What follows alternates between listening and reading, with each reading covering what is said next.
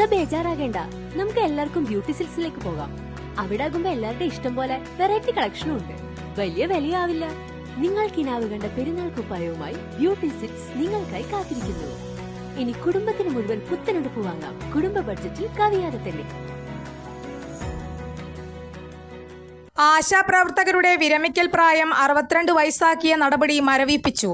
62 വയസ്സിൽ പിരിഞ്ഞു പോകണമെന്ന നിർദ്ദേശം പിൻവലിച്ച് സർക്കാർ ഉത്തരവിറക്കി. സമരക്കാരുടെ പ്രധാന ആവശ്യങ്ങളിൽ ഒന്നായിരുന്നു ഇത്.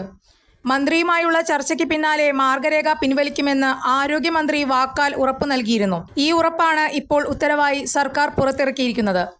അതേസമയം വിരമിക്കലാനുകൂല്യം 5 ലക്ഷം രൂപ നൽകണമെന്നത് പരിഗണിച്ചില്ല. പ്രശ്നം പഠിക്കാൻ കമ്മിറ്റിയെ നിയോഗിക്കാനുള്ള തീരുമാനവും നടപ്പായിട്ടില്ല. ആശാ വർക്കർമാരുടെ പ്രശ്നങ്ങൾ 3 മാസം കൊണ്ട് പഠിക്കാൻ ഒരു കമ്മിറ്റിയെ നിയോഗിക്കുമെന്ന് സർക്കാർ വ്യക്തമാക്കിയിരുന്നു. കൂടുതൽ വാർത്തകൾക്ക് ഞങ്ങളുടെ ചാനൽ സബ്സ്ക്രൈബ് ചെയ്യുക. ഫേസ്ബുക്ക് ഫോളോ അപ്പ് ചെയ്യുക. വാർത്തകൾ വേഗത്തിലറിയാൻ എനി ടൈം ന്യൂസ്.